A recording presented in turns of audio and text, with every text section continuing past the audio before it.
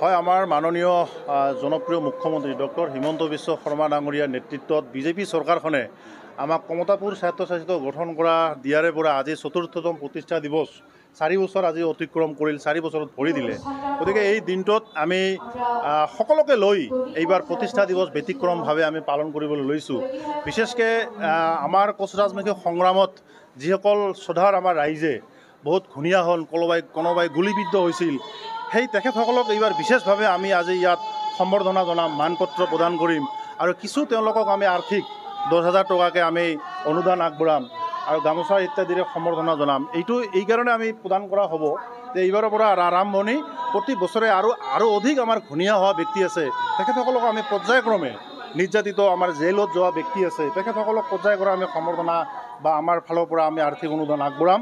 সমান্তৰালভাৱে মানে কোচ ৰাজনৈতিক জনগোষ্ঠীৰ যিসকল সংগঠন আছে, নেতৃবৰ্গ, আমাৰ প্ৰাক্তন যিসকল নেতৃবৰ্গ আছে, তেখেতসকলক আমি ইয়াত আমন্ত্ৰণ কৰা হৈছে। তেখেতসকলৰ যিহেতুকে জনগোষ্ঠীটোৰ হৈ বহুত তেওঁলোকৰ অৱদান আছিল, গতিকে তেখেতসকলে যদি জাতিৰ প্ৰতি যিখিনি অৱদান আজি তেওঁলোকক সময় যি প্ৰদান কৰিছে, দিনে ৰাতি একাকাৰ কৰি যি জীৱন যৌৱন তেওঁলোকে বহুত অহৰহ প্ৰচেষ্টাৰ ফলত আজি এইখিনি পৰ্যায়লৈকে আহি গৈছে। গতিকে সেইসকল মহান প্ৰয়াত আমাৰ যিসকল প্ৰাক্তন যিসকল আছে তেখেতসকলক আমি আজি ইয়াত সম্বৰ্ধনা জনাম। লগতে আমাৰ প্ৰয়াত যিসকল নেতৃবৰ্গ আছে তেওঁলোককো আমি ইয়াত শ্ৰদ্ধাঞ্জলি অৰ্পণ কৰিম। ইতিমধ্যে আজি সেইখিনি আমাৰ কাৰ্যসূচী, ৰাতিপুৱা বৃক্ষৰোপণ বন্তি প্ৰজ্বলনেৰে আমাৰ কাৰ্যসূচী আমি আৰম্ভ কৰিছোঁ ইতিমধ্যে। আৰু এইবাৰ ৰাইজে বিচৰা ধৰণে আমি আমাৰ অট'নমাছ কাউন্সিলখন আমি আগবঢ়াই লৈ যাব বিচাৰিছোঁ। বিগত দিনত আমাৰ যি জ্ঞাতে অজ্ঞাতে কিছুমান যদিও ভুল ভ্ৰান্তি আমাৰ হৈছিল, গতিকে এইবাৰ যাতে আমাৰ ভুল ভ্ৰান্তি নহয়, যাৰ কাৰণে সকলো সংগঠনক আমি ইয়াত আমন্ত্ৰণ কৰিছোঁ। কোচ ৰাজবংশীৰ লগতে আমাৰ ইয়াত বসবাস কৰা খিলঞ্জীয়া জাতি জনগোষ্ঠীৰ প্ৰতিটো সংগঠনৰ নেতৃবৰ্গক আমি আমন্ত্ৰণ জনাইছোঁ।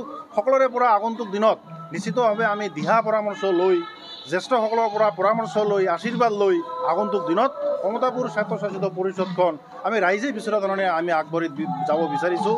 শিক্ষাৰ ক্ষেত্ৰত আমি নিশ্চিতভাৱে কাম কৰিব লগা বহুত আছে।